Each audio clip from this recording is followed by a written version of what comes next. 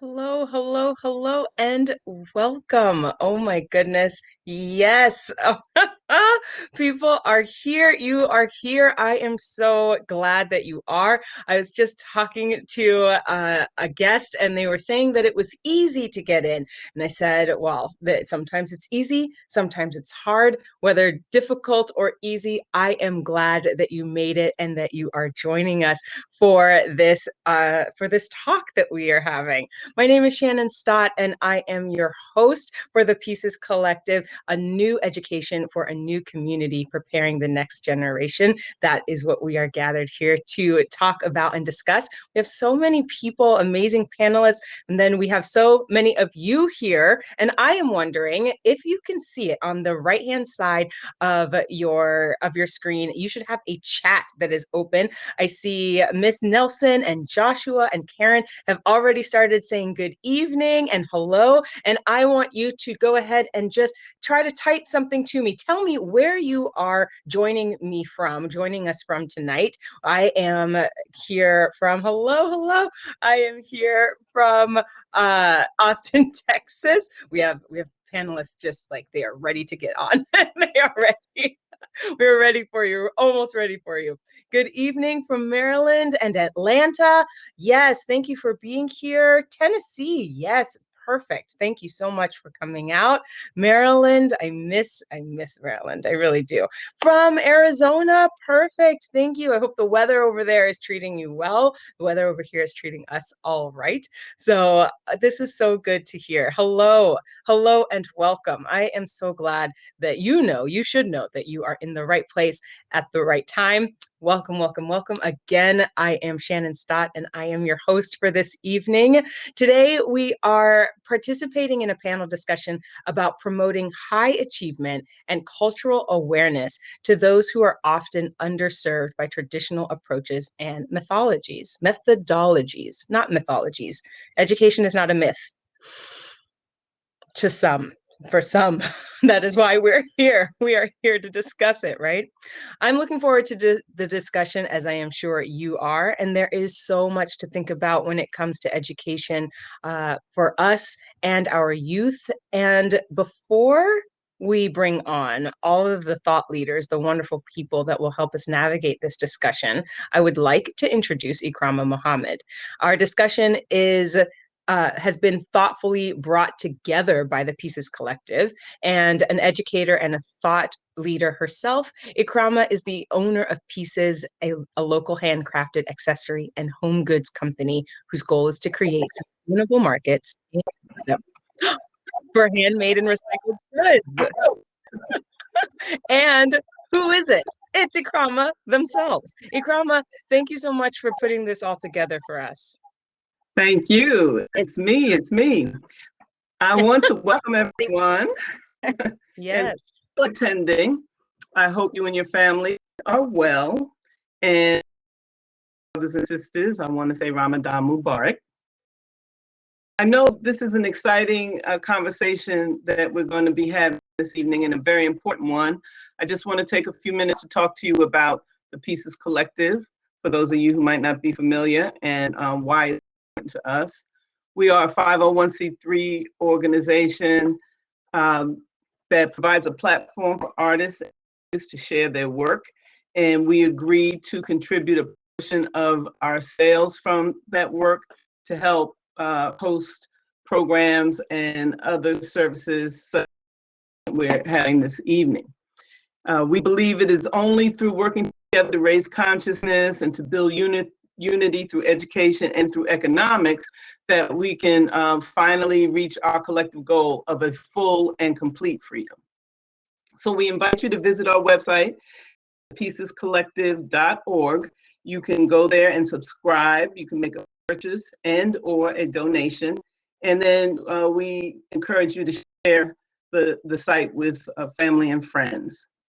So you're about to receive a delicious meal, food for thought from our wonderful. I just want to set the table for you just a little bit and give us some things to think about as well. Carter G. Woodson, the author of This Education of the Negro, once said, when you control a man's thinking, you do not have to worry about his actions. And that's what we're here tonight, to discuss some new actions and to have this important conversation about a new way of thinking about education. I heard a story about the Maasai community and nation and about their traditional greeting. Like, you know, all cultures have traditional greeting. You might say hi, you might say peace, you might say what's up. The Maasai say their traditional greeting is, and how are children? And that is acknowledging the high value that they place on their children's well-being. It is still the traditional greeting today.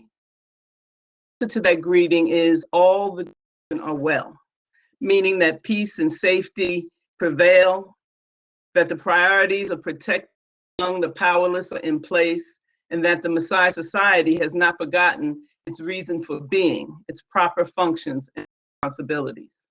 So today, if you look at research and outcomes, it indicates that too many of our children are underserved, under-resourced, undernourished, underestimated, and underappreciated. I think I can also probably add under attack.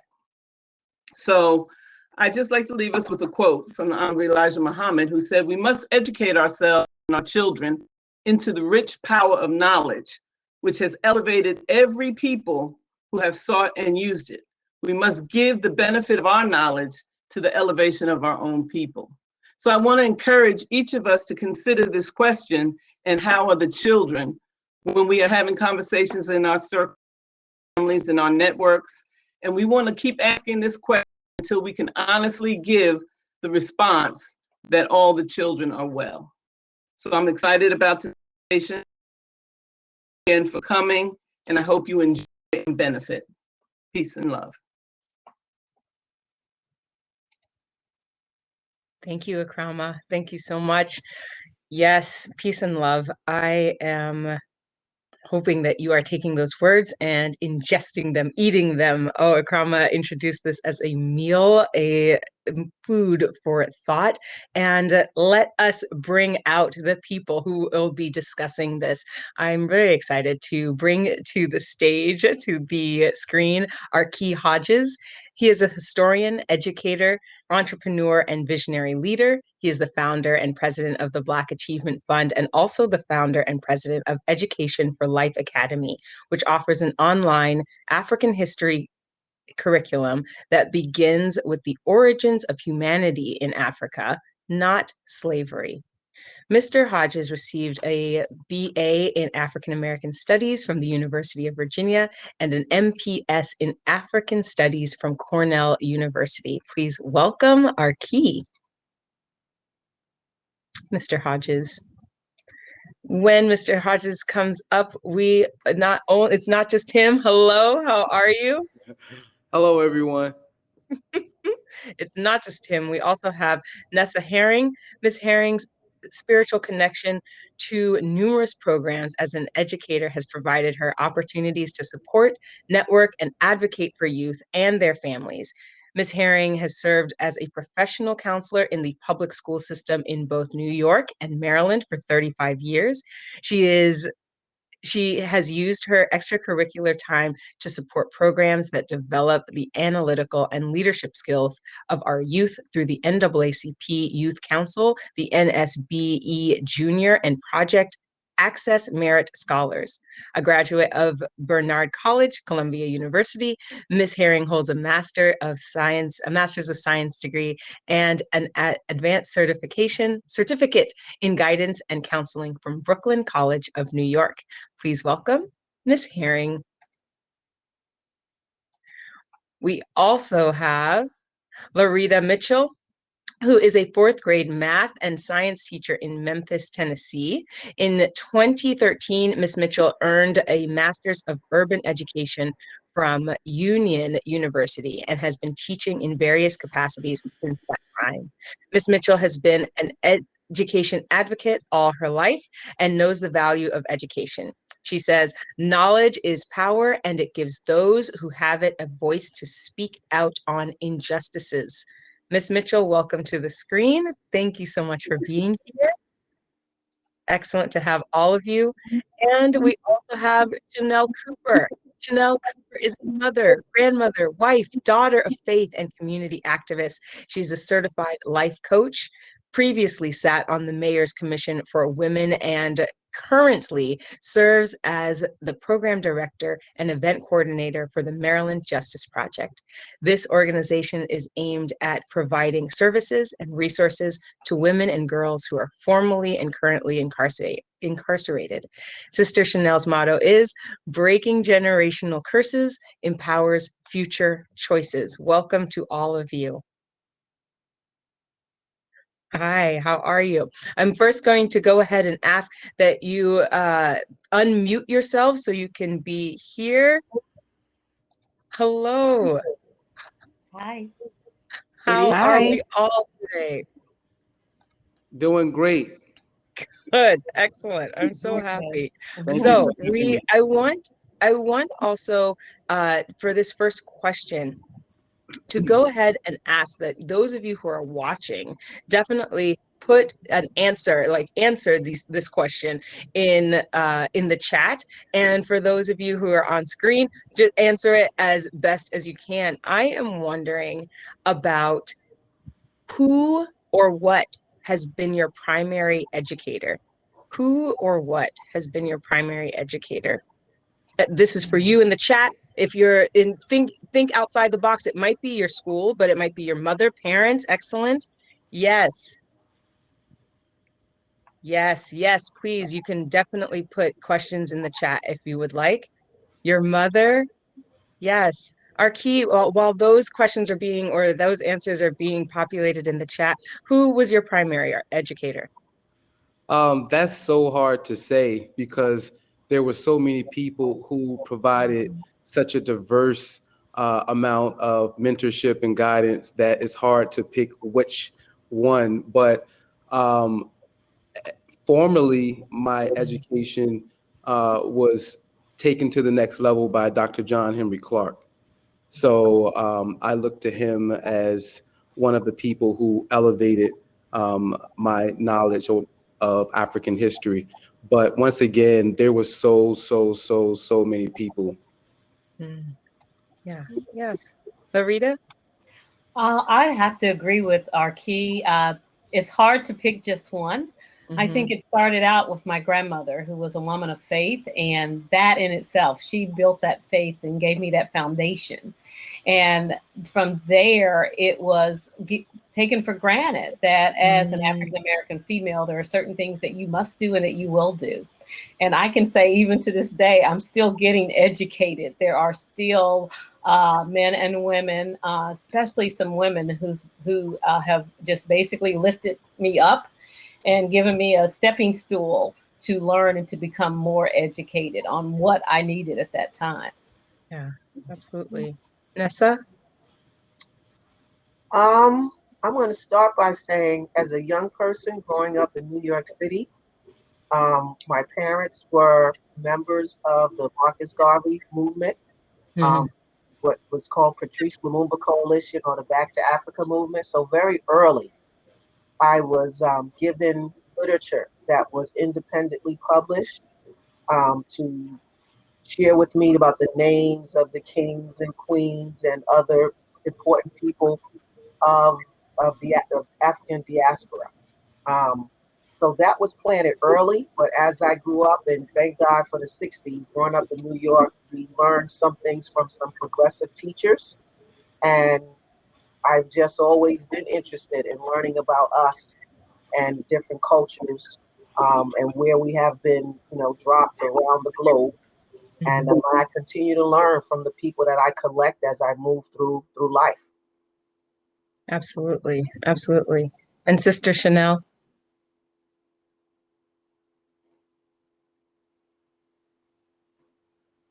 You got it. Okay, had to turn my mic on. Blessed evening to everyone. Like everyone else, that's a really broad question. I guess if I really just off the cuff had to answer, I would say there were many influences in my education, people, but I would say life itself has been my educator. I've always been moved since a young child by injustices, which made me want to study history, to grow, to change. I've been moved to be educated by women, great women of suffrage, starting with my great grandmother. And I've been educated by our ancestors, those whose shoulders we all stand on, whether it's through the transatlantic slave trade, through Jim Crow, civil rights movement. Education is a lifelong process. So like Sister LaRita said, I find myself constantly learning, renewing my spirit, and educating myself on a daily basis. We have this that in the chat, some people have said some similar things. Nature has been my greatest influence.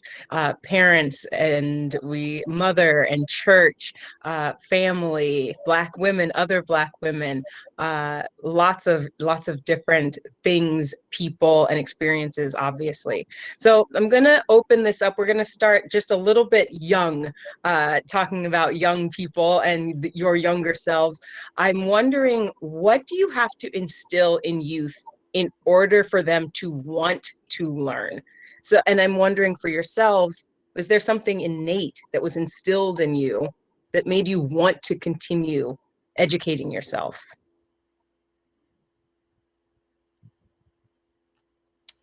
My mic is open, so I guess I'll go first. Yeah. I think you have to instill a knowledge of self. I think all of us have to see ourselves in the global picture of things. And when you can teach a child the knowledge of self and what they contribute to the family, the community, the world, I think it's a healthy start in this life. So that's my short answer. And I'd like to kind of piggyback, as we say, add on to what Sister Chanelle said. You do have to have a sense of self. And a lot of that comes from knowing your history. I applaud Arkee and the Black Achievement Fund for the history that they are teaching at this point, because a lot of our children don't realize where they came from. And without a sense of self, which comes from a sense of knowing your history, you're doomed to failure. You're doomed to failure, I feel. And so I think for me, it is definitely, as Sister Chanelle said, a sense of knowing who you are, whose you are, and knowing from whence you came.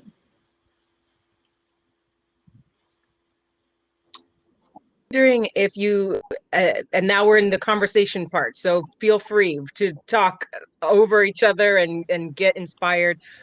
You said we are doomed to fail. LaRita, you said we're doomed to fail if we don't know who we are. Can you dive deeper into that a little bit? What type of failure are you talking about? I'm talking more of a failure of self to some extent, because if you don't know what greatness lies within you, what you can do, then you are open to whatever anyone says about you. You're stupid, you're dumb, or you can never do this. I think about many of our children, historically, I think about Malcolm X when he was exceptionally bright, if you will, but yet they tried to steer him towards something that he was really not. He could be so much more. And I think when you don't have a sense of who you are and a sense of your history, the tendency is to allow someone to steer you in a direction that may not be where you need to be, because you don't know that, I'm a king, I'm a queen.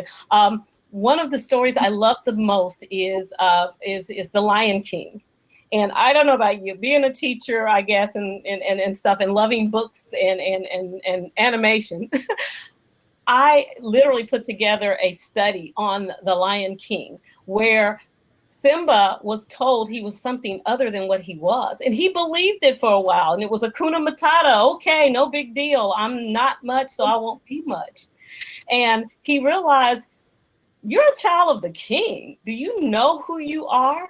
And as such, once he realized who he was, he came forward and proclaimed it and went for it. But until then, it was just, oh, okay, I'm gonna just kind of go along with it because, you know. But it's a beautiful story. I don't know if anybody should go. Everyone should go back and watch The My Lion King favorite. and really look at how deep you can go into that. Remember who you are. So. That's what I mean when I if I delve deeper into that, is you've got to know who you are. Otherwise, you'll have people like Scar and other folks telling you who you are, and you'll believe it. Yeah. And just to add to that, you talked about youth, and I think it's appropriate, and we have to start at that point because self-esteem, the development of it begins very early on. And we've learned that through the doll test. Anderson Cooper did the same doll test from the 50s in 2010 with the same results of children 5 years old. So even in the current society that we have, the level of propaganda, the level of white supremacy, the level of the way that Black people are treated across this society, children feel it. And we think that we as adults are the only one who has a level of consciousness to feel this invisible hand. So I think that when we talk about anything, we have to start with the children. We have to start with self-esteem, and all of those things. Self-esteem definitely has to do with what the, Sister Chanelle is saying, with Sister LaRita saying about a sense of self, a grand sense of self. If you know that you are Malcolm X's children, you know you have something that you have to uphold. You know, it was, for me, it was my grandfather.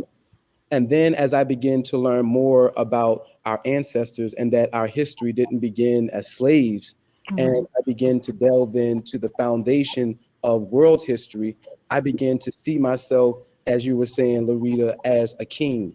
I was now demystified of Europeanism. I was demystified of the white man's power. And I understood that all of the power that they claimed was power that was derived from us. And I understood that that power, and that knowledge was in my blood, was in my DNA. And the fact that no matter what has happened, that transfer of DNA, that transfer of knowledge is with us, still.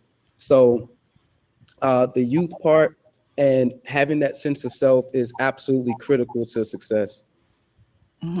I would like to also add, because this conversation is about education, that even as parents, we send our children into the world, and we're talking about a knowledge of self, but we send them into an educational system that then defines them and tell them who they are and what they are, when they really should leave our home knowing who they are, what they are, and what their goal is.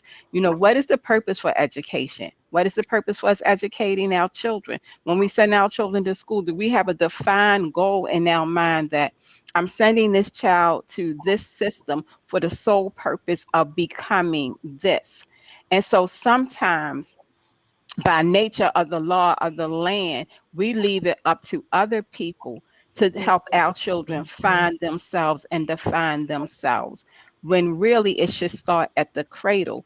My daughter is in nursing school. From the time she was born, her dad told her, "You're going to be a nurse." Now, she tried a few other things, but she came full circle back to being nurse. She was like, "Oh, I don't know anything else to do." And it wasn't until recently it dawned on her, wow, he told me the same thing with my son. He's IT, but he's full circle back into business. His dad always told him, "You're going to be a businessman."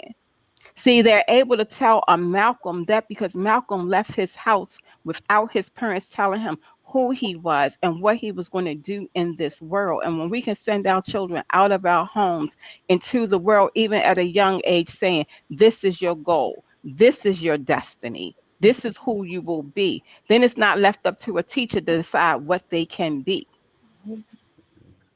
I just want to add, just starting from the very basics, the first thing that as parents and as community that we need to do is to make our children feel safe, to make our children feel loved, to take them out, spend time with them, expose them to things. As a young person, we spent a lot of time in the library, reading books, borrowing books, taking bags of books back and forth.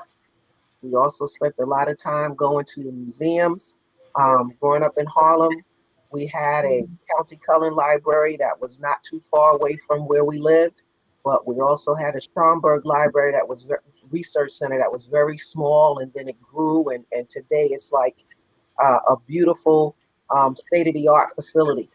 So spending time with children and making sure that children are in educational environments that welcome them, that embrace them, that tell them that they are worthy, that let them know that they are valued.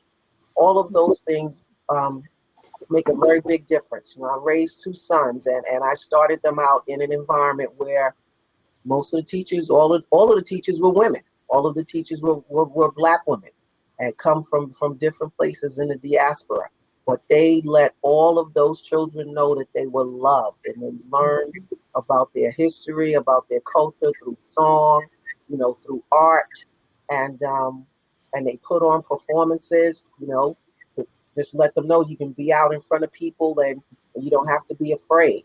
So if we show love to them and surround them with people who will love them and embrace them and encourage them, when they go out into the world, they don't necessarily have to rely on strangers to let them know that they are valued and that they are going to make a difference. Yeah, definitely. I think that we all collectively know the right recipes for education for our children. And I think collectively we've known for a very long time. I think the problem is that this has been one of the most neglected aspects of the Black liberation movement, and that is the decolonization of the mind. I love how Akrama opened up with a quote by Dr. Carter G. Woodson, because again, that illustrates how far back the necessity for us taking control over the education of our community is. Steve Biko also said, in reference to the mind and colonization, that the greatest weapon in the hands of the oppressor is the minds of the oppressed.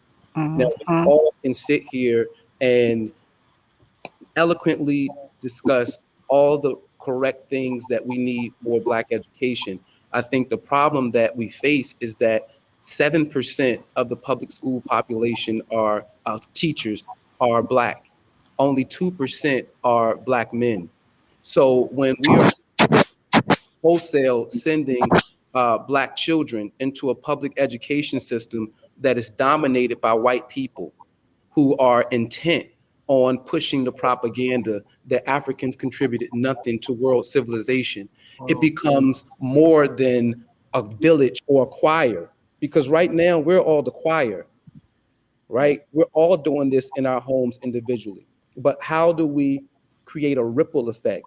So we know for a fact that our oppressors, the foundation of racism is propaganda, the false propaganda that white people are superior to African people, the false propaganda that when Europeans met the African was in a state of darkness, that the African had contributed nothing to world civilization, and that it was incumbent upon the European to bring the savage up, to elevate him to first class world human citizenship. This is still the foundation and the narrative that persists.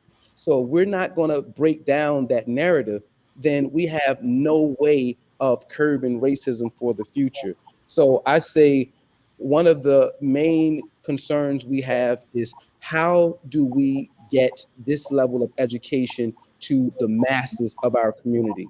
How do we get this beyond the households of the conscientious? Because at root, no white people, any white person, I don't care where they are in America, they can send their children to a public school and know that their child is going to be taught in a way that elevates them as an individual Mm-hmm. without them doing anything extra at home. So we can't think that the solution is going to be merely each one teach one in our homes. We have to develop a plan where we can systematically begin to educate our own people. And right now, we're in the information age.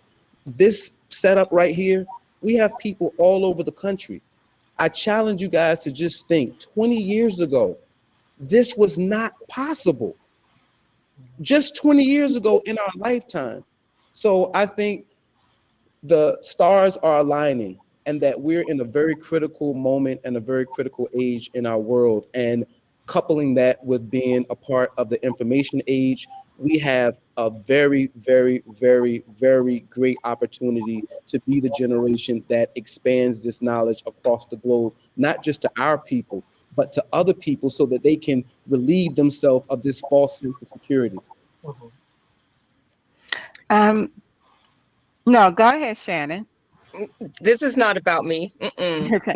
I was going to say, just listen to Brother Arkee. This is why we can't be afraid of independent education. We can't be afraid to support one another.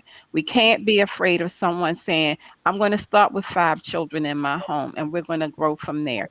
So I belong to the Nation of Islam. We have an independent education system, Muhammad University of Islam. The average age of our graduates is 15 years old, and they go straight into college. So these aren't 15-year-olds that graduate and sit at home. They're in college. We have a 15-year-old. He graduated at 15. He went to Morgan State University, went on to Howard State University. He is now 27-year-old with a PhD studying, doing research on how to cure prostate cancer. It absolutely can be done, but we can't be afraid of separating. And I think that's part of it. What if we support Nesa or LaRita in having an independent school program, you know what's going to happen. But we can see that this system has failed. We are people who come from nature. We are the universe. We have taught everything but what's natural. Farming is natural. We are now in a pandemic and a food shortage because now we don't have farmers because our trauma of picking cotton in fields has taken us away from growing our own food. It's not an admirable field.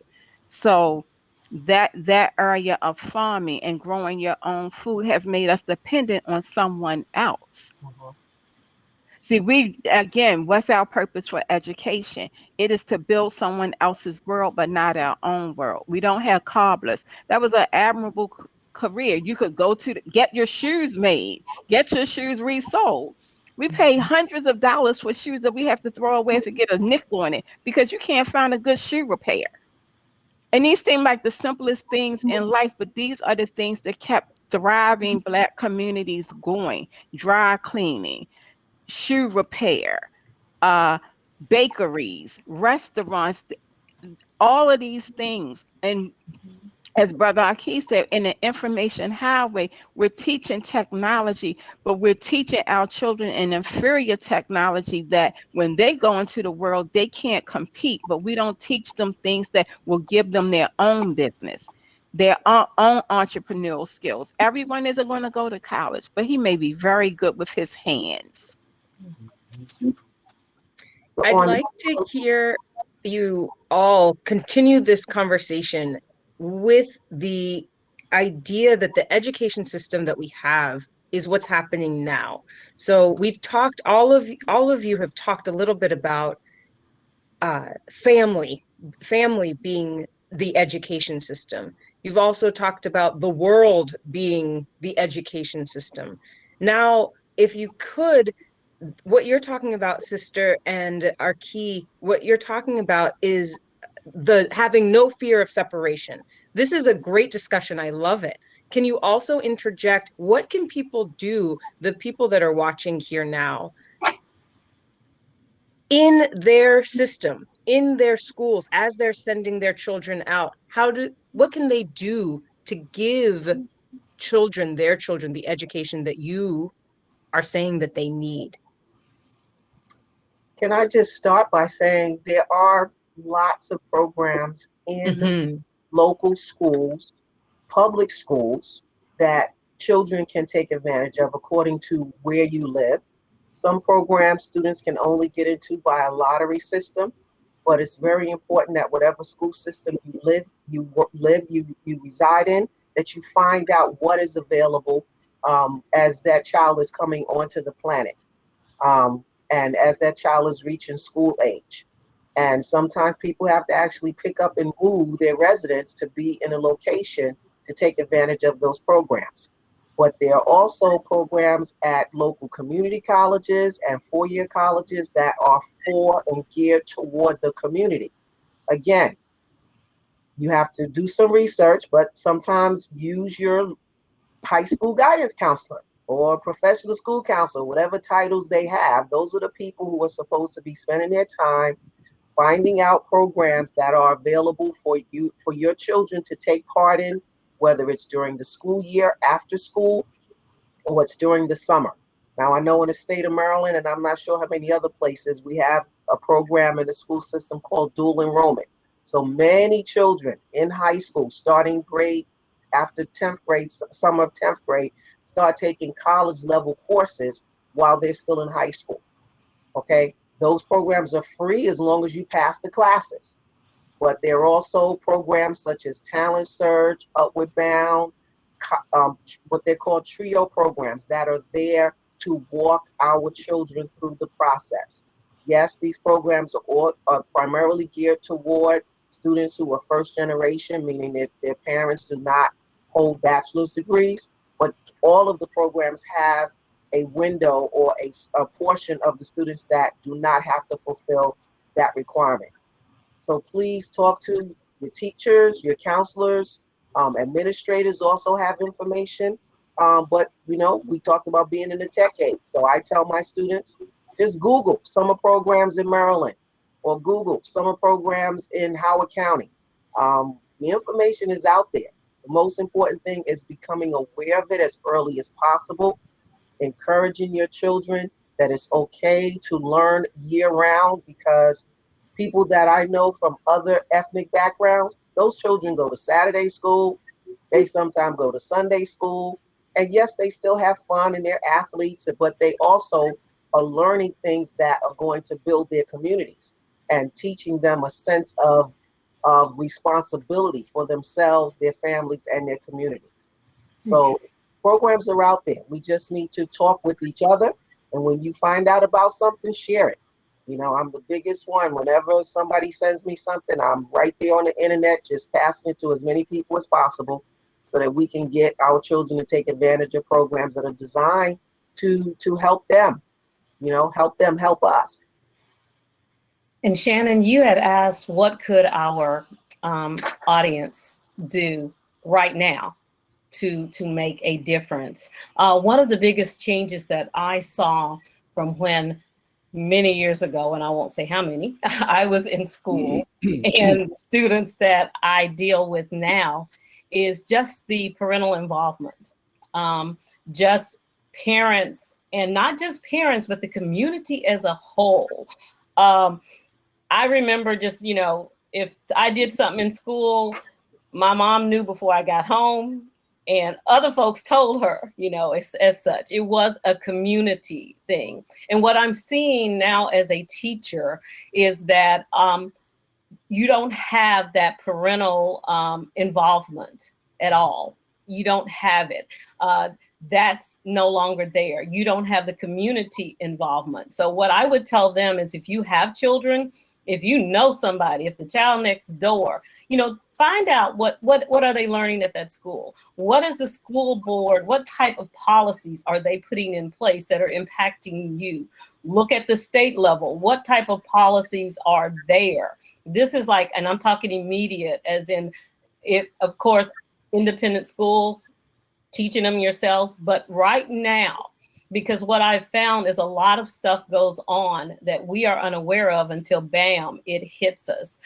Case in point, where I live right now, one of the schools that was predominantly Caucasian, and our kids were basically bused there, they started getting a little crowded, and they started getting a little crowded with our children. So in the area that I was in, the elementary school was like, we had 1,300 children in a building that's supposed to hold 700. So we had all these extra portables, et cetera, like that. Well, the decision was made by the school board to build a high school for us, not an elementary school. And while they made that decision and were building it, they decided that, well, you know, your freshman group that's going to be coming up, there's this grocery store down the street. We're going to kind of renovate it a little bit so that your freshman class can go in there, because next year your school will be ready. Your high school will be ready. So they were looking at alleviating that community, but nothing for our community, even though it's supposed to be equitable as such. Well, what we as parents did, and I was a plain old parent then, I wasn't a teacher, we had contacts, we called the news media, and we asked for an audience with them. We said, do you know they're trying to put our kids in a Snooks in a grocery store? Would they put their kids at a Snooks grocery store? Do you realize that as a freshman, my son is going into a grocery store, so he won't have any of the things that are kind of the passage into high school? And that's okay? You think that's okay? And quite frankly, if we had not found out about it and we had not done something and we had not gone to the media and started telling other parents, etc., it would have been done. Mm-hmm. And that was totally unacceptable. Mm-hmm. But the fact that they felt that African-American parents in my area, and I mean, in this area, you are talking some African-American parents who they would be considered middle class, okay, educated as well. But for some reason, they thought no one would say anything and nothing would be done. But you have to be aware of what's going on at the school board level, the school level. And like Sister Chanelle told me, she was one of those parents who, oh, here she come again. I was one of those as well. It's like, even, oh, you don't need to come, Miss Mitchell. He's doing fine. No, I want you to see me and know who I am and know where he comes from. So if there's a problem, you call me. At the same thing, if there's a problem, I'm going to call you. But I've seen policies go into effect that absolutely ruin communities because no one knew what was going on. So be cognizant well, I'm young too. Be woke. Be woke. Yes. Know what's going on. And that's something that everybody can do, because if the community gets behind you, you can do anything. That's called grassroots. That's right. Yes. And I just want to build on what Sister LaRita said, because she's right. I said we had a pre-call and I said, you know, I was one of those parents and they saw me coming. They be like, oh, here she comes again. But it wasn't because I was coming because of my child. I was coming because of the children. You didn't have to come from me. Right. An injustice to my child is an injustice to all of the children in the school. And when you talk about what can we do right now, and Sister LaRita just said it, I know we are overtaxed, overworked, overwhelmed right now.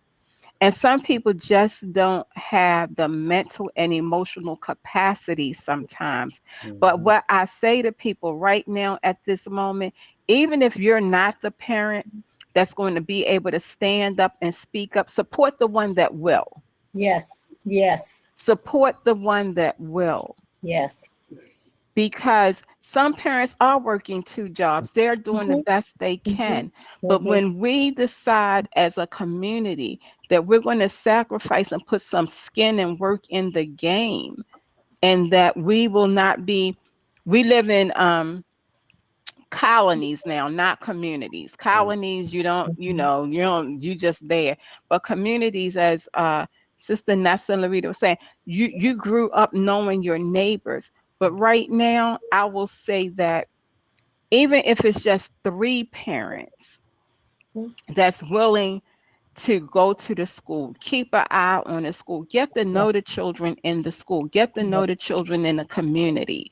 You know, some of us, if we could sacrifice one day a month, you know, we all got a girlfriend, we all have a BFF, we all got brothers we hang out with, shoot hoops with. Okay, we can do all of that. So let's all decide, you know what? This is next month, I'm gonna take this day off from work. And I'm going to go to the school and walk the halls at the school and check on the classrooms and the children. And then, you know what? Okay, you, my sister friend, you do that day. I'll do it next week. Right, right. Sometimes we make it too hard and too stressful on ourselves because we're not working in a collective. Exactly. But when we work in a collective and everyone does a little something, then it's not so stressful on one person. So true. And let me quickly add, like Sister Chanelle says, support that one person. I was so upset at what had happened that it was like, okay, somebody needs to go do something. And I kept calling folks, you should go. And then the good Lord said, you do it. And I'm like, no, that's okay. I don't like politics. I don't want to do that.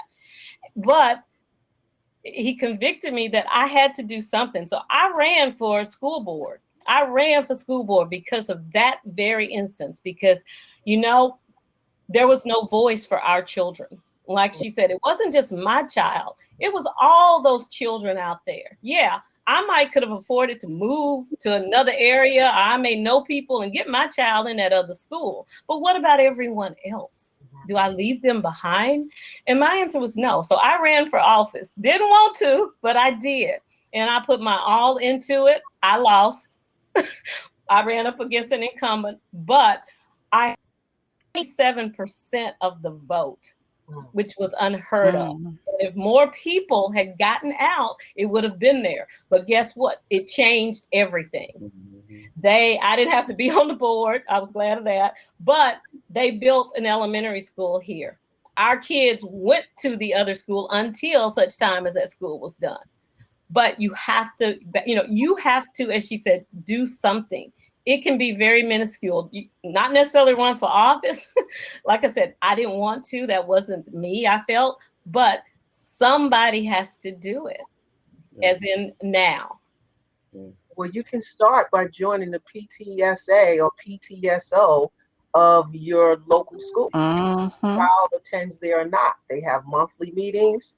You have to make sure that not only is the administration there, but parents are there representing the students, and that you, as a parent, you know, you want to look and see what they're teaching in the curriculum, whether or not the school is meeting the goals that the county or the state has set up.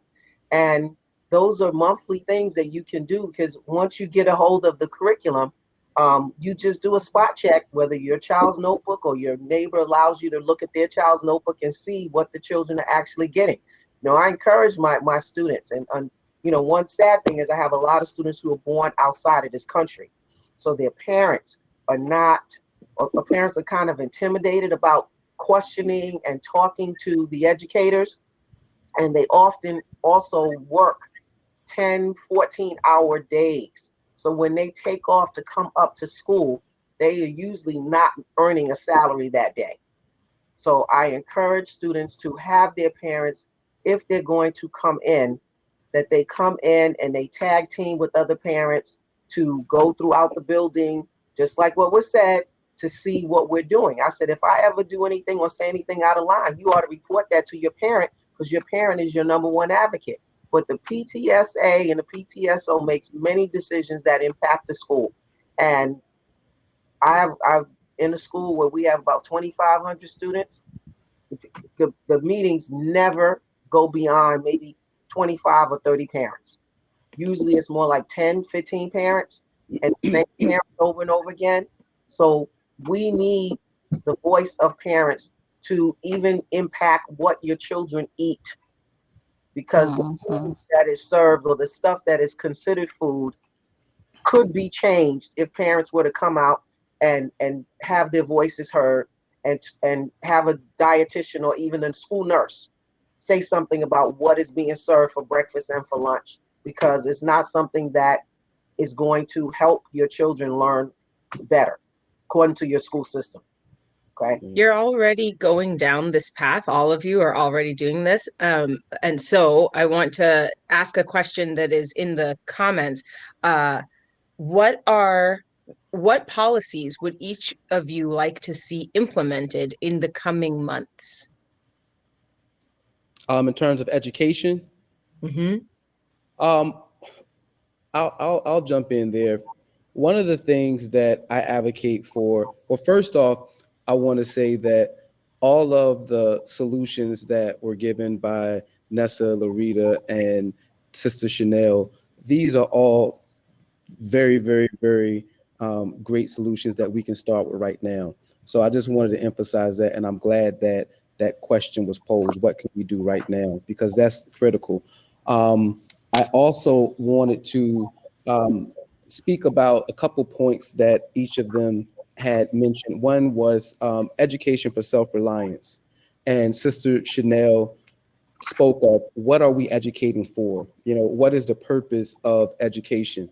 So I think that one of the things that I would like to see is a shift in curriculum in terms of a move away from all theory to applied knowledge, so Amen. that people can learn things that directly contribute to the well-being of their lives and their community. Another one of the things that I wanted to touch upon was what Sister LaRita is talking about in terms of getting involved on the local level. It is absolutely critical. So much happens in terms of education on the local level. Far much more on the local level than what happens on the federal level. So making sure that you're involved, making sure that you're pushing for change. And one of those elements for change that I would like to see in the immediate future is for us to fight for a change in the curriculum. We Amen. cannot continue to have our children subjected to a white supremacist curriculum and then force them to go in there and get A's in it. You know, it's illogical. It's illogical to tell a child that we know that the curriculum is is disempowering for Black people, that it doesn't provide you with any sense of achievement in the world, and makes you start off thinking that in order for you to have success, you have to go through the white man's system. You have to use the white man's playbook. But anything that your group has, it has to come through white people in order for it to be great. So we don't understand what that does to a young person. You know, so when they begin taking drugs and drinking and having this music with all this language, we don't know where it comes from. You know, so I think that having cameras in the classrooms is another start. Again, I can show you through our curriculum every single week there are news media about white teachers assigning slavery homework assignments, you know, from math problems involving slavery. A kid was given a lesson telling him to name 3 good things about slavery and 3 bad things about slavery. And I say, and I can show you guys just on one class of my curriculum, just countless articles like this all over the world, from New York State to the South to the West Coast. And what I say to myself is, imagine that child who had received that homework assignment at 5 years old, at 6 years old, but doesn't know how to convey what he or she felt to their parent. They may never come home and say anything, but that has an indelible mark on their self-esteem. Now, I also say, how many times are these things not caught? If we have such a proliferation of these things in the media every week, how much isn't being caught? So I think it's imperative for us to begin to fight for a curriculum change. I can show you once again, starting in 2012, the school board in Texas, which is all of the members are appointed by the governor. You had people on the school board who were a dentist, a real estate agent, who had no credentialing in education whatsoever, but had the power of deciding educational curriculum on behalf of Texas. And because Texas is such a large state, when textbook makers use Texas curriculum guidelines, they are also utilized in so many other states. And once these, they're in circulation for 10 years or more. That's right. We don't even know what our kids are teaching. And I also want to get to men involved. Right now, the education system is dominated by Black women. We need to get Black men also in the school buildings, because so many Black women, they think that they can quote unquote handle Black women. And I feel like this is the moment in which we need to have a united front. We need to have the father and the mother as a united front going into these school systems. And I think that it's imperative upon the mothers to, because here's the thing, I don't care how deadbeat a father may be.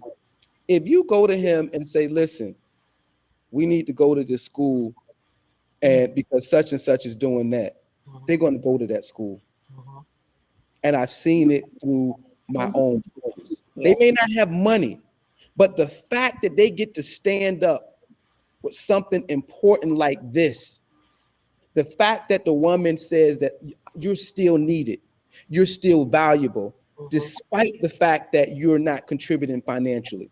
This is an area in which you can be a force in our child's life. And I think having that conversation, and for the elder women to begin to impart that on the younger women, because again, these are our children collectively. And we can't no longer afford to have one person fighting all the battles when something is so important in not just your child's life, but in the future of our community. So those are the things that I just wanted to add to the conversation based, just on what's been discussed so far. Right now, since our children have been receiving, let me put this,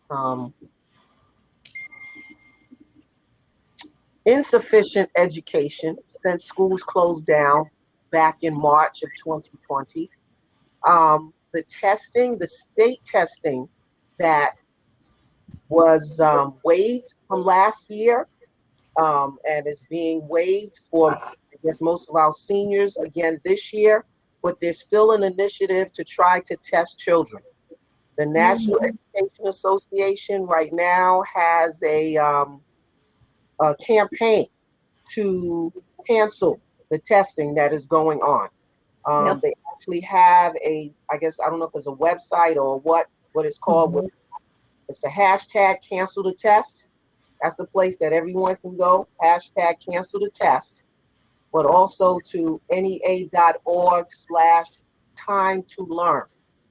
I guess I could probably type that into the chat so everyone can see it, but that's definitely a place we need to go right now, so we make sure that our children are not subjected to these tests, that they have not actually learned the information in order to do well. And we need to encourage our districts to do local testing to measure what the children have actually learned this year while they have been in these virtual classrooms, and to help them bridge that gap this summer. One thing I'm not pleased with is school systems are always thinking about money. They know a lot of children have struggled with this virtual learning, and yes, they are offering summer school, but guess what? Summer school is still virtual. So those kids who struggle all year with not being able to get on computers and not feeling comfortable are now going to be subjected to trying to learn that same way this summer. Yes, it's free, but it doesn't help me if I don't learn very well sitting in front of a computer for hours and hours. So hopefully, parents try to make some noise and say, since you're doing hybrid programs, you need to initiate some kind of in-person learning for the summer. We just have too many children who have lost so much over the last year and going to continue to lose until we come back to full in-person learning. Because children get different, they get different things when They have somebody actually talking to them in the classroom, encouraging them, putting your hand on their shoulder, catching them as they're falling asleep, so it makes a big difference. So I'm going to put it in the chat, #cancel the test and NEA.org/time to learn. And the question had been asked, I saw in the chat box, and I think to some extent, Shannon, you were getting to this about what policies need to be changed or adapted. And I think I wrote a lot in the chat box because that is what's driving a lot of this. And one of my big concerns right now is having the whole state, not just the local level, but even at the state level, having lawmakers who are deciding what happens in my community. And they have no dog in the fight, if you will. But they get to decide, oh, it's Memphis, give it to Memphis. They're Mikey, let them try it. They don't like anything or whatever. And we have become that, is what I've seen in my community. And it really irks me, and that's a kind word, that I have policymakers in Middle Tennessee, East Tennessee areas who know nothing about my children here, who are deciding policy issues in regards to them. It is not so much curriculum, but what we need to do from day to day. How much of this needs to be taught? How much of that needs to be taught? Does it meet this?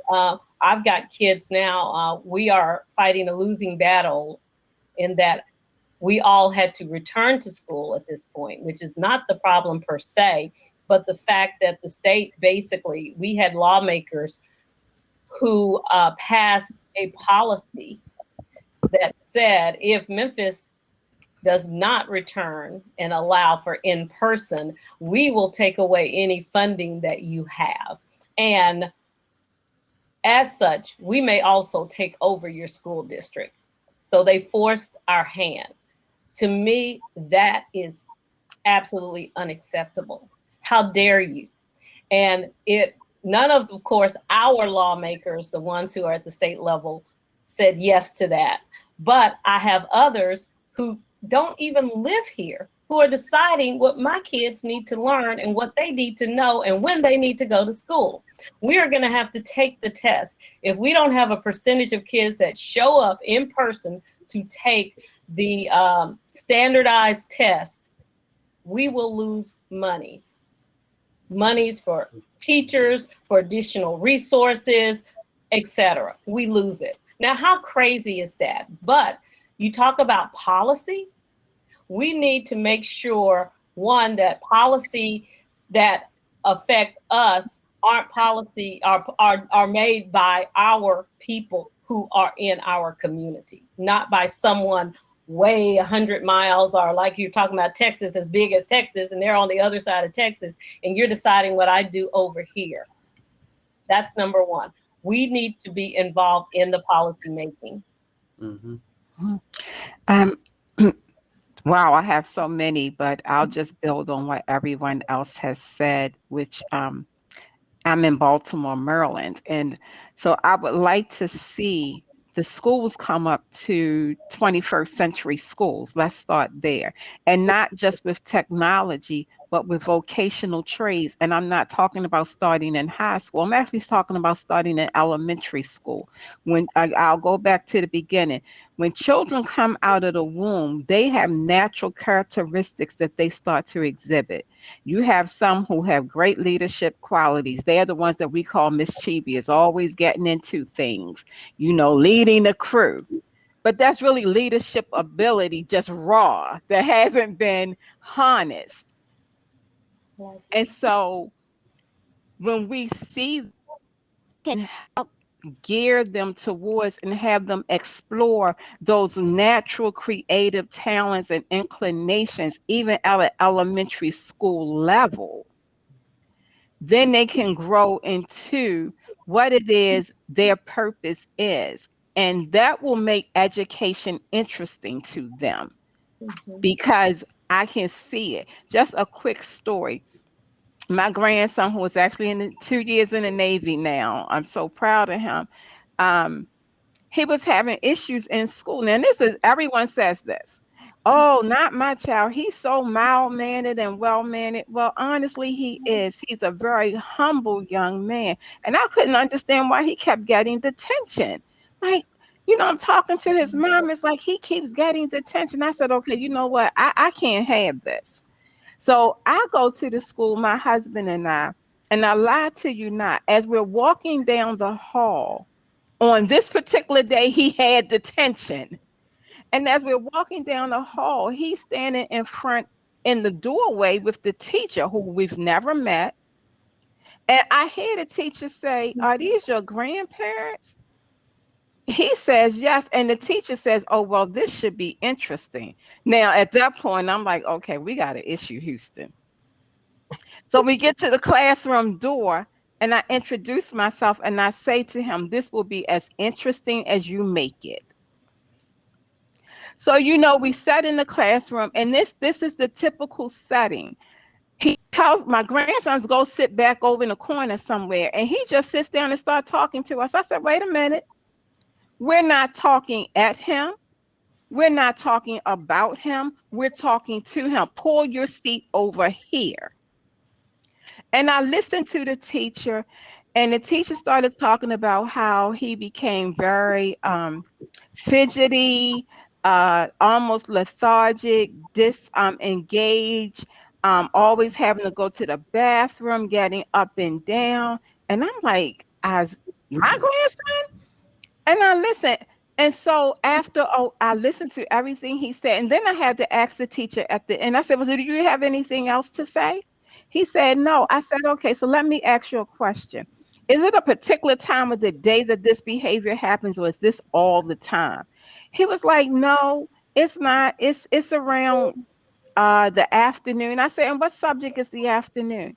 He says, oh, it's English, it's reading.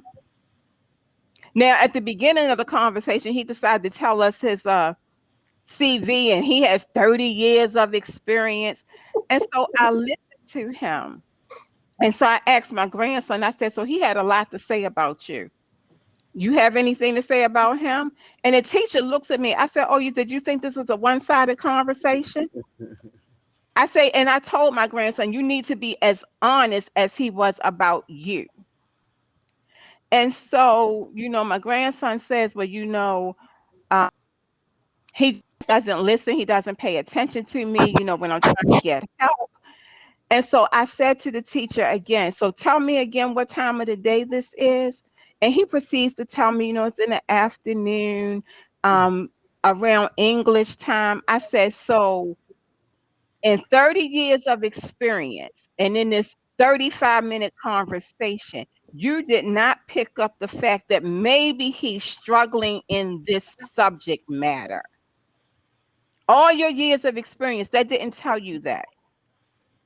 And what it was is my grandson was really struggling with comprehension. And then he struggled with reading out loud. But you know what the teacher would do? He would make him stand up and read out loud.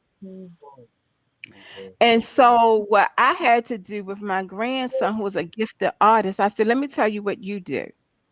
When you read, you draw your answers. You make them animated. You have to relate it to something that works for you.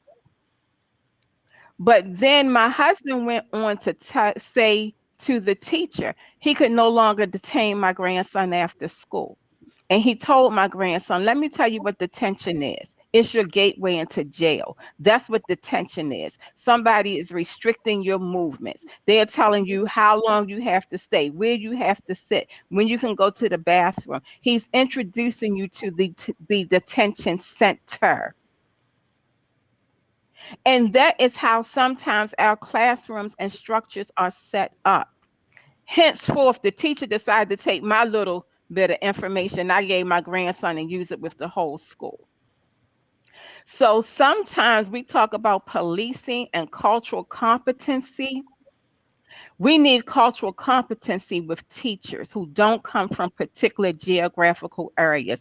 And is not just white, it's also Black. If I live in Baltimore County and I have to work in Baltimore City, I need to know something about the landscape and what children are coming to school with, so I can better educate them and assist them.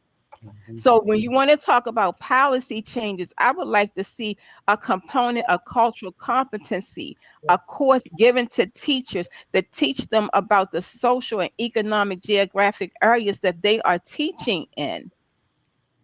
I would like to see more male engagement, a real effort to not just engage fathers, but to have more male teachers. My oldest son is 6'7". He was always tall. So he towered over teachers. Every school year up until the 12th grade, I went to school and said he can't have female teachers because they were all white and they found him intimidating just by the height that he was. And so now I have all of these phone calls. So beginning of the school year, we switching classes right now. I don't even want to hear it. Give him a very strong teacher or give him male teachers, because what we're not going to do is call me every day about he flipped his pencil off of the table. So we need policy changes. And my last thing is, with all of the policy changes, I'll say this very humbly. I'm like Jesse, I'm going to keep hope alive. However, we're asking the same people who have proven year after year, decades after decades, century after centuries, to do something that they are unwilling to do. And so I'm saying we have to have a radical change, and we have to take Sister LaRita and Sister Nesa and Brother Arkee, and we have to create our own program. We might not be able to do a school immediately, but if we did a virtual Saturday school, something that will ease our way out of this system, because they're never going to change the system for us. They're not going to give us what we're looking for. And for every year that we have to wait, we lose a generation of children. So we have to use the resources that we have now. Yes, our school children have to be in the public school system, but guess what? That doesn't stop us from still educating them ourselves. Amen. And that's just kind of what we have to do until we can have our own, a more competitive system. I just, that was so eloquent how you put that. You're right. There's nothing stopping us from starting right now with the resources at hand. And, you know, I have a curriculum that I have courses that are $1.99. You know, I teach the curriculum free to anyone who wants the knowledge around the world. So we are doing just that. We have some platforms. We have Liberated Minds Institute, which is one of the largest Black homeschool institutes in the country, really around the world. So we have more and more organizations who are starting to take control over the education of our people. And we have these new platforms, once again, with the information age, that we can do this work. But like you're saying, Sister Chanelle, there's no way. The system is working exactly how it is intended to work.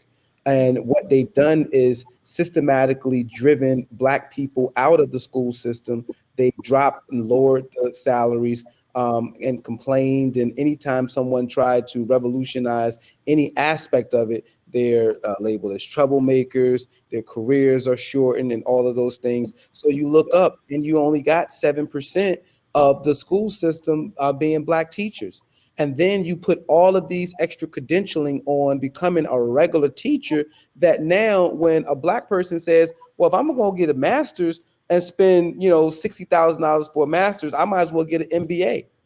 Or I might as well get something that's going to pay me more than what the education system is going to pay me. And white women, who are the largest percentage of teachers, they're with who? White men. You know, they have more access to resources. They're being supplemented as they go into these urban environments and teach Black kids. And they have been educated in racism, and they can't help it. If they don't have any evidence that contradicts what they have learned, how can you say that they're liberal? What is this based upon? You know what I mean? So I just I'm loving the conversation. I definitely think that there is a multi-pronged approach that we have to take. We have to get involved on the local level in the schools. We have to become political with the schools in the same way we're out there in the streets about everything else. I also think that, like you're saying, Sister Chanelle, that we have to start right now with what we have and begin to educate our own.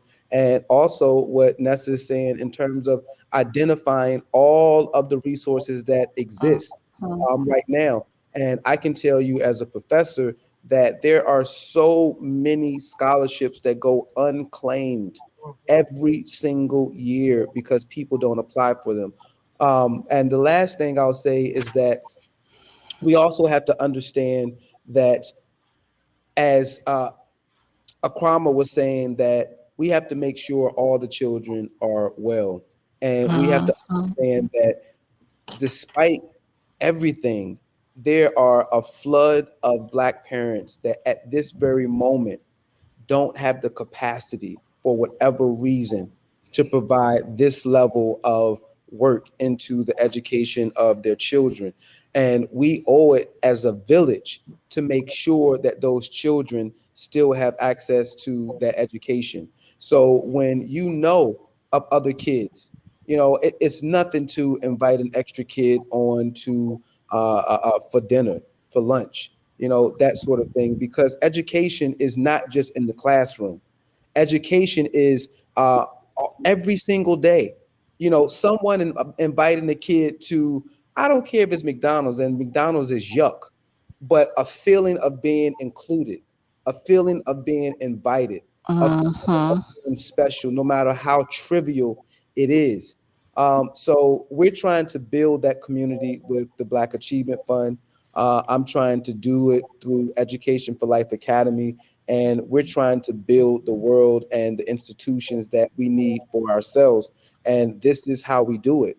And I just want to congratulate everyone for being a part of a solution, and even deciding that this is important enough for me to take an evening out of my busy schedule to hear about solutions, because that's the very first part of it, is being conscious, being, and wanting to be a change. So this is just really just as heartwarming for me as a panelist, as I'm sure it is for the audience. So I thank all of you for this insight.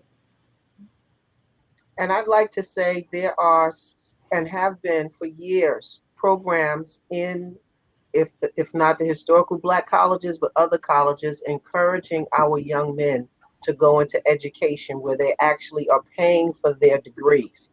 So I invite my students. I said, you don't have to be a teacher forever. I said, but I know you miss having, male educators as you were growing up. So consider, when you get your bachelor's degree, to go into the school system to teach for a few years while you're on your way to whatever career path you think you want to take, because you are needed.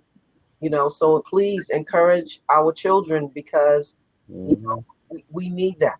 We need them to think about careers that they only think women can do or women should do. Just like, we're encouraging more and more girls to go into tech, into STEM. But join your PTSA or PTSO, costs $5 or less, even if you're not a parent. They need community people to be there to fight and to advocate on behalf of all of the young people who don't have parents who have time to come out. And your voice is important. Everyone's voice is important. As we continue to talk about what is needed as far as policies, there's this question, what does it take to close the opportunity and achievement gap when it comes to education? What are your thoughts on that? All of your thoughts. I want to go back to the basics, talking to your child every night when they come home from school, asking them to tell you about their day, helping them to process what may have taken place during their day, letting them know that you want to hear about their day because you want to advocate for them in case something happened that wasn't good. but you also just want to know what they learned. That helps them reinforce some concepts that the teachers may have taught them throughout the day. It also helps you to know as a parent, how much of that curriculum was actually covered this week or this particular day. So sitting down and talking with them, eating with them, teaching them how to cook. So many children don't know how to prepare a meal. They just know how to throw something in the microwave, and by the time it's microwave, all the nutrients are dead. So it doesn't even make sense to eat it. But teaching them basic skills, so that they can grow up to be healthy adults that can contribute. Yeah. And to add to that, I would also say that you have to build self-esteem by allowing your child to have a bunch of successes all the time, a bunch of successes. When someone is constantly being told that they're good at something, those are the things they gravitate towards. So constantly challenging your children, constantly reinforcing their intelligence. I'll give you an example.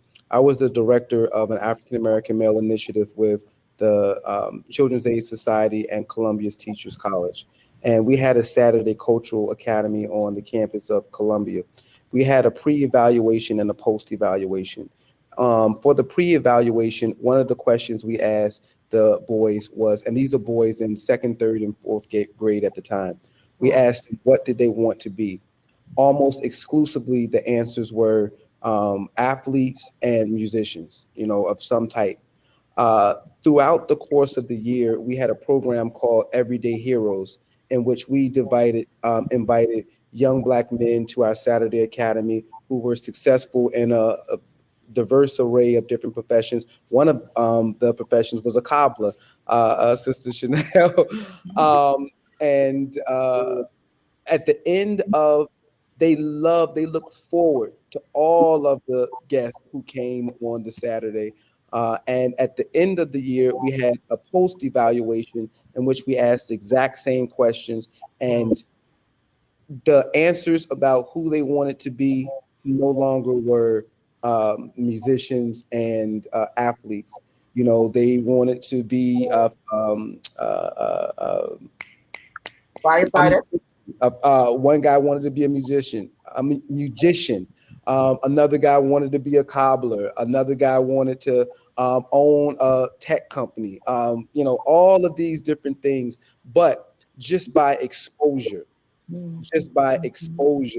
they wanted to do other things. And the last thing that I will say is that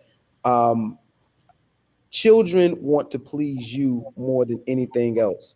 So during the course of the year, when children would try to impress me by, what they can do in sports and all of those things, I asked them something academic.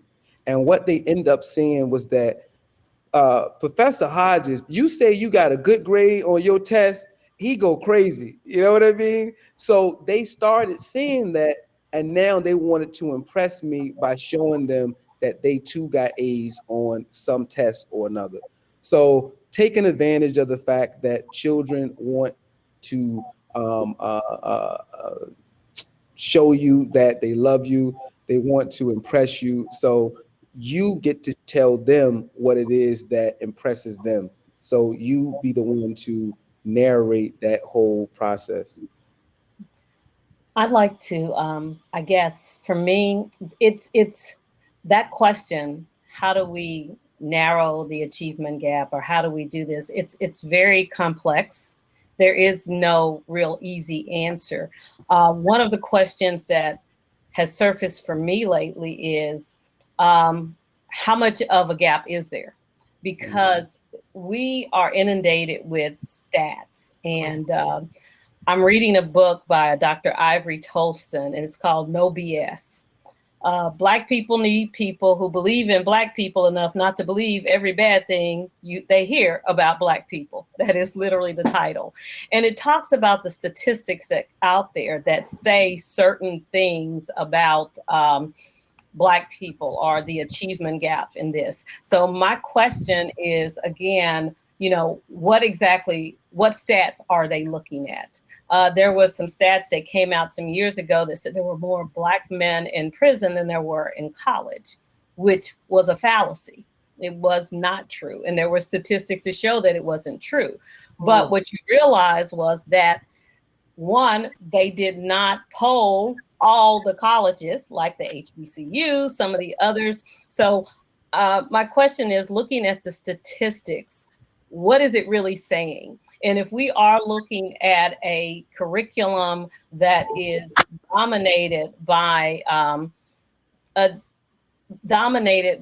a group that is not really what we want our children to learn and is not necessary for them to learn, how accurate are those statistics to begin with? I remember years ago, and I forget the name, it was Gary Coleman, and he was adopted by a white guy, he and his brother, and he failed this test in this private school. And they were like, how did he fail it? Well, he asked me different types of blues. So they brought the guy over and they gave him a test that was more centered towards, their culture. And they said, name different color blues. And the guy's like, oh, cerulean blue. And then there's such and turquoise blue. And he goes, and they're like, nah, that's not right. And they go on to talk about literally the blues and different things. But again, it was the cultural aspect. You can tell that I like movies and series and stuff like that, but because I see life in them.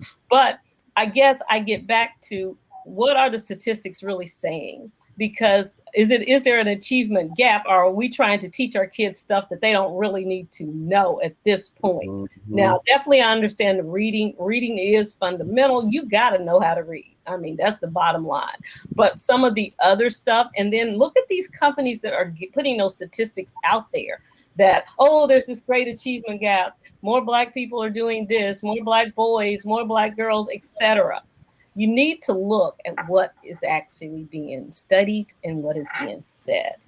I get back to, there is no easy answer, but the first step is it true? Is it true? What is the real gap? Because, when it was reading, writing, arithmetic, and it was said just like that, reading, writing, and arithmetic, but reading, writing, arithmetic. And if you got those basics, you could conquer the world. Now, statistically, they're saying, oh, they can't do A, B, C, they can't do this. What are the statistics really measuring? Has become my question as I've been embarked in the education arena. So no easy answer at this point, except for, is it true? Actually, I'm going to echo Sister LaRita's sentiment, because I was thinking the same thing along that line, which is, first, define achievement for me. Mm-hmm. Because what achievement looks like for someone else may not look like it for me. And what achievement looks like for my oldest son may not be what achievement looks like for my youngest son. So and again, that gets back to purpose of education. Like Sister LaRita, I like movies, and I had this little running joke with my children. So I have 5 children, 10 grandchildren, and I always tell them they need to watch the movie The Godfather, because I'm the godmother. So yes, that would be me. But one of the things about that movie, and when I look and study white America, and I'm not talking about the orange man and his family that just came out of that White House, I'm talking about the elite of America, the ones that you don't hear in the news with their children drunken and doing crazy things. But these families are dynasties, because every child born into that family was given a role. And even in the orange man case, his children have roles. Every child was given a role to help build and maintain the family dynasty. Someone's going to be an attorney, someone's going to be an accountant, and I don't care how crooked our books are, they're going to stay crooked, because guess what? It's all in-house. And so when we want to talk about the achievement gap, are we talking about it based on white America and this society standard? So I don't have 2.5 children and a white picket fence, so I haven't achieved the great American dream. I have a garage and I'm a great mechanic, but I haven't really achieved anything. So not only I agree with Sister LaRita, we need to look at statistics, but we have to start defining what achievement is for ourselves. Children, yes. Right now, based on our society, getting a young Black male out the 12th grade is major achievement for us. Now, for someone else, that might be like, that should just be a given. Well, no, it's not for us. You know, getting a young Black woman to graduate from school and through college without pregnancy, that's an achievement for us. So again, we have to start defining not just our own educational model, but our own life model, our own community model. Because as long as we're trying to define it by someone else's standard, we're never going to measure up. Never. Because every time we get to the bar, they raise the bar. Every time we get on board, they change the game plan. So, nope, go back around the Monopoly board. Like, no. Yeah. They're always going to change it because they don't want us to meet and exceed them. We do it every day, absolutely, though. But, but that's, to me, that's just kind of how it is when we're talking about achievement gaps. It's always based on some statistics and some standard that they put in place to make us feel like we're less than, and we have to keep striving to catch up. Yes. And I don't think people realize what that does to our children. And I see that every day in the classroom. I'm sitting there and I know how, my kids are Mitchell's magnificent minds. And I tell them every day how brilliant they are and that you have a magnificent mind. You can do this. You can do this. And then they get these test results back that have nothing to do with nothing. And they're lower. I told them, it's a conspiracy, guys. It is a conspiracy. I'm sorry. And I am, and my friends and cousins and family will tell you I'm a pretty logical person most of the time, but it is a conspiracy because I see the impact it has on our children. And even on my school, which is in an urban area of, that's a low school. That's an F school. Now, how does a parent feel? How does that child feel knowing I go to a school that's rated F by the state? But again, what is it based on? And I asked that question. I said, what's the algorithm? Let's talk. What's the algorithm? They can't even tell me the algorithm.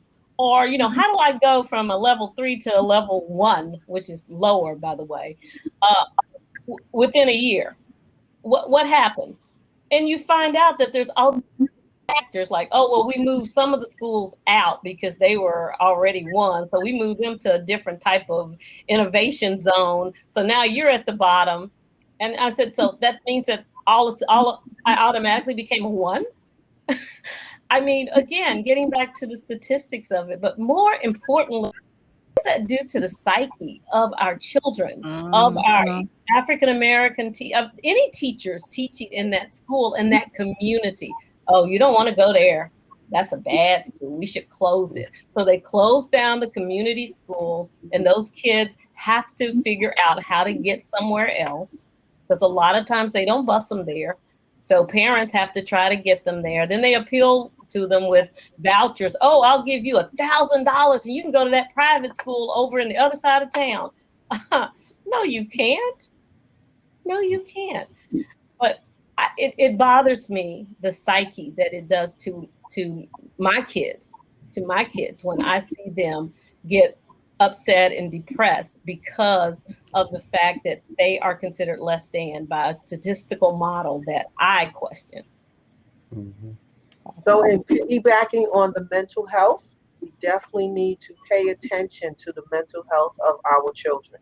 I remember a time when rarely did you hear about a person of African descent taking their lives.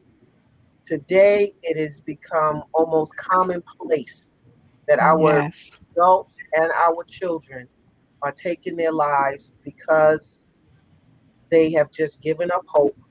Um, they don't know who they are. They're being told they're less than. And I have so many young people during this time of the pandemic who are dealing with anxiety and depression and all, and I'm just questioning, what are parents doing at home that children don't love themselves or don't care about themselves, don't think anybody else cares about them? I mean, I've this is just like so new and so sad. And yes, the school system is trying to put some social emotional programs in place, or trying to make school counselors play, pretend that we're psychologists. No, we're not psychologists. We're not mental health clinicians. We are people who were taught what children need to learn and to help them maneuver themselves through a school system so that they can get the skills that they need to go out into the world and make a difference. But I want to say, please read with your children every day. If your children are older, establish some reading time at home where the box is shut down, the games are shut down. Our children don't read enough. The words or the vocabulary that they have, old-fashioned way, writing out flashcards, putting down the definition, writing down the parts of speech, using it in a sentence, and then when you actually do writing assignments for school, actually using the words that you're learning when you're writing those assignments. Those are basic things that we've gotten away from. And I can't tell you, when I look at all these studies about these children over here, they have 5,000 words by the time they start school. These children over here have 20,000 words. Girls have 40,000 words because mothers talk to them, and boys start school with knowing 2,000 words. So we have to read with our children, to our children, and establish some reading time each and every day, even if it's just 15 minutes. Because like we keep saying, our children are brilliant, but we are not helping them to realize their brilliance by not helping them to be disciplined learners so that they can learn for the rest of their lives. So I just plead with everybody on here, even yourself, read every night for 15 minutes or half an hour. It makes a difference. It makes a difference. I would add that knowing the true glory of African history is absolutely essential. Is absolutely essential. And I'll say it's essential because this knowledge also empowers the adult. And when you have an adult, when you have a mother who's empowered, when you have a father who's empowered, and they know their true genius, they know that everything that is being taught is indoctrination. You can go into their school systems with a smile because you know that you're undermining everything that they're attempting. You know that you have the evidence at your hands to refute all of the things that they're saying. And some of the things that I'm talking about is like, we tell Black kids that, oh, you come from kings and queens, but we have no evidence of it. And I challenge all of you on this Zoom tonight. When have you shown a Black kid true evidence that the people who built the pyramids were Black Africans? When have they seen with their own eyes the pharaohs that look just like them? Not the ones who the Europeans show after Europe took over ancient Kemet in 332 BC, after Kemet had over 3,000 years of established rule, pharaonic rule, 3 golden ages.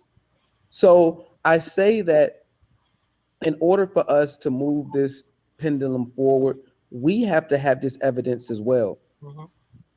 If you don't have this evidence, I would say that this is one of the causes for our reluctance to be more active in these school systems. What LaRita, when she experienced something that forced her to become political, once you know something, people like us, you're going to do something about it. It's that simple. And it's like, I know most of us know that we need to be taught our history and all of that type of stuff, But I want us to understand that our history is not limited to African American history, and we do ourselves a disservice. We're playing into the hands of our oppressors when we curtail our history at African American studies. Yeah. Because what that does is say it reinforces racism. It reinforces the idea that you came into world history as a slave. Yes. That the moment you entered onto the world stage, we see you as a slave. And that is incorrect. And that everything that Europeans have brought to the world that we know it, is a result of European ingenuity. And you had nothing to do with that. So if we can't provide the evidence against this as a race of people, if we can't systematically dismantle this stuff, then we are leading our children into a school system that is doing what we know is doing to them, and we have no way of stopping it. It's like my Michael Jordan. You know he about to do this, but you don't got nobody on the field, on the court that can stop him. But the difference is we have the evidence. And now we're in the information age, and we have the ability to disseminate the evidence worldwide. We need to be echoing this. Let me give you an example. In 2012, DNA technology had reached such a level where man was able to extract the full DNA sequence of King Tut's family all the way to his great-grandparents. And what they discovered was that his genes led to Southern Africa. Nowhere near Egypt, North Africa, or none of that. Do you know not one major publication published that? Only the most obscure scientific journals published that. Now, I said to myself, if this test came out and said that his DNA was anywhere near the Mediterranean, the Levant, anywhere, that's all you would have heard about. If any other race of people could claim that the ancient Egyptians were descended from them, that's all they would be teaching. That's all you would hear about. The very fact that they don't lets you know that that legacy, it belongs to someone who is not powerful enough to claim it, who is not powerful enough to assert it onto their own people, because they're being dominated by someone else. And I will tell you, and I will challenge all of you, my self-esteem, the Black Achievement Fund, all of this is born out of an African worldview. I said to myself over and over again through the years, how is it that no Black leader has come up with a simple solution like this? And that's because we are not taught to believe in ourselves. We're taught to believe that the only solutions are the ones set forth to us by white people through their education system, either capitalism or communism. We're not even given any alternative that is grounded in an African worldview. That worldview has no relevancy in the Western world. And because it's omitted, subliminally, every Black kid who goes into these schools knows it. So we have to ourselves unlock that evidence, and we have to know it, because I challenge you this. Once you know this evidence, you're going to share it. You're going to do different. You're going to feel different, and you're going to think different. You cannot unlock your African genius through a European worldview, through a European framework. It is not possible.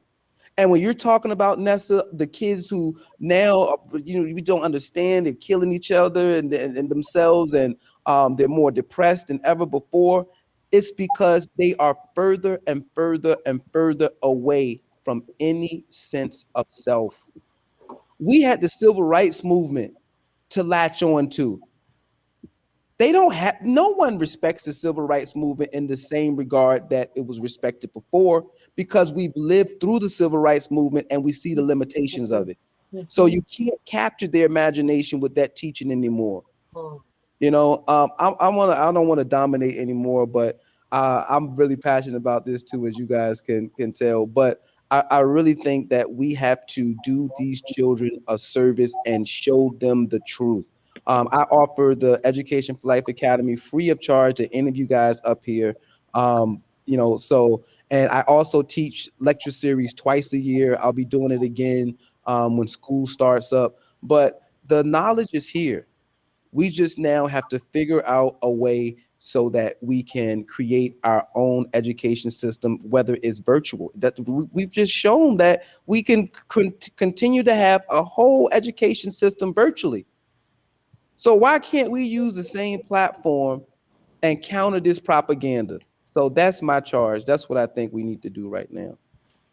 We have an opportunity here we still have a few more minutes, but what we can do is let people ask you all questions on the floor. So if we return to the floor, ladies and gentlemen, friends and family, please in the chat, just give applause and thanks to Arkee, LaRita, Nesa, Sister Chanelle.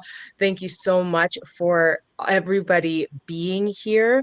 If you enjoyed this particular discussion, which was amazing, please come back Wednesday, May 19th at 7 p.m., where we will talk about building a new financial mindset. This is just going hand in hand. We're talking about education. We're talking about how to educate ourselves for a better future. And definitely this will be also an amazing event.